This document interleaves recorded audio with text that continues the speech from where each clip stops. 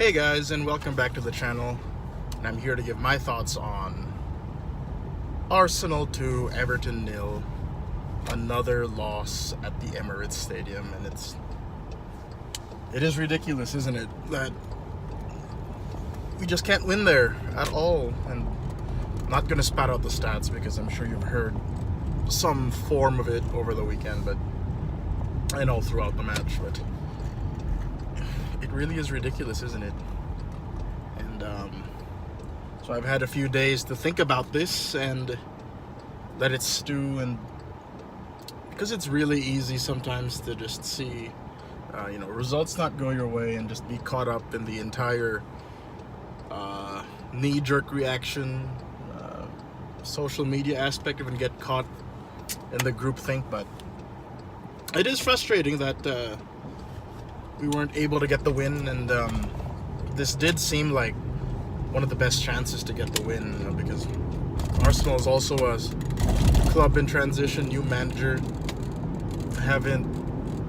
They look good, don't get me wrong, but haven't really had it all figured out yet.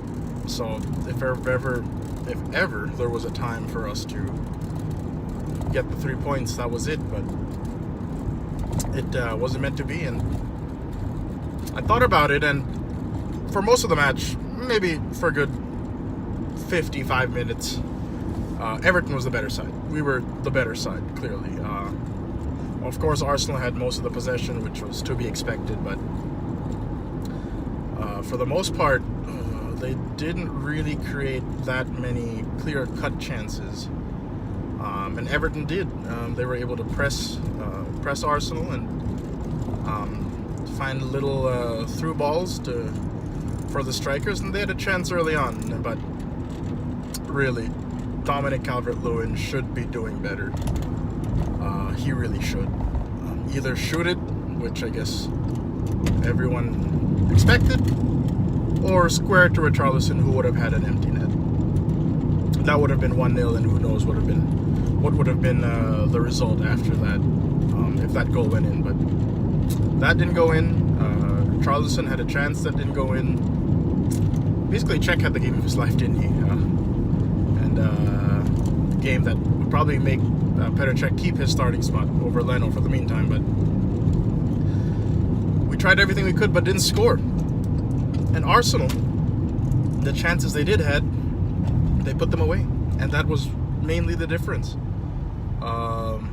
Our attackers weren't clinical enough in front of goal, and Arsenal's were, and that was it. Like I said, nothing Pickford can do about that. It was a wonder goal. Great curler to the far post. Dive all you want, jump all you want, full stretch. That's going in. The second goal, the second year in a row that Aubameyang had an offside goal against Everton, and that's one too many, isn't it? But I mean, the frustrating part was in previous matches when we had allowed a goal,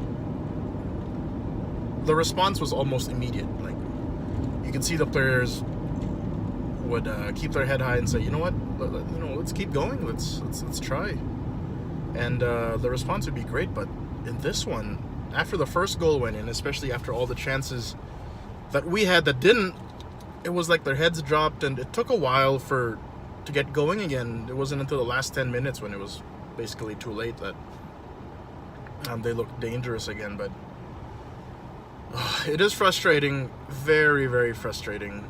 But I can't be too hard. I can't be too angry about the result, especially again since we have to stress, we still haven't had a full 90 minutes from Bernard.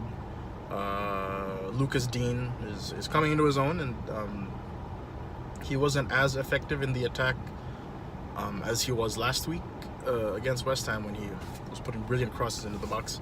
We still have not yet seen Yerry Mina or Andre Gomez. So this team is quite unsettled at this point, and so I'm giving it quite a while.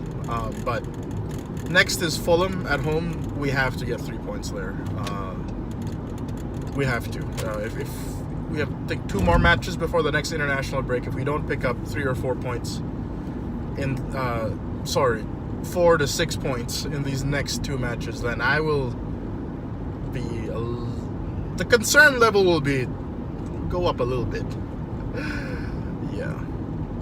As for my other club, the LA Galaxy, I think that was one of the most complete performances I've ever seen from them, start to finish. It's not perfect. So there were certainly moments where Seattle, against the Sounders, where Seattle had chances to score and just little tiny gaps that the defense would leave, and luckily the shots went wide. Bingham didn't really have anything to do most of the game. He did have one good save, and with how uninvolved he's been throughout the match, I was surprised that he was able to save that, quite honestly. But again, it was a good performance, a 3-0 win for the LA Galaxy, big 6-pointer for the table or the standings, and so they sit right below the playoff line at 7 points with a big match this weekend against Vancouver, who just recently fired their coach. There's been a lot of coaching changes ever since the Galaxy let go of Siggy Schmidt, which was, I don't know if it's set up. They were just waiting for that first firing to happen, and let's fire the rest of our coaches. But I will be at StubHub Center on Saturday against the Vancouver Whitecaps, and that is a big match. Get 3 points there, and we're firmly back into the playoff picture, and it'll be tough. It will be very tough, but I'm hoping for another result, another 3 points. We have to get as many points as we can in these last 4 games now for the LA Galaxy to push for that final playoff spot, and just get over the line. Who knows what'll happen? So good weekend for the Galaxy, not so good weekend for Everton, but there are things to look forward to still. There are a lot of positives to take away. So those are my thoughts on the 2 matches. Let me know what you think in the comments below. Like, share, and subscribe, all that good stuff. And for those going to StubHub Center, I will see you on Saturday, I guess.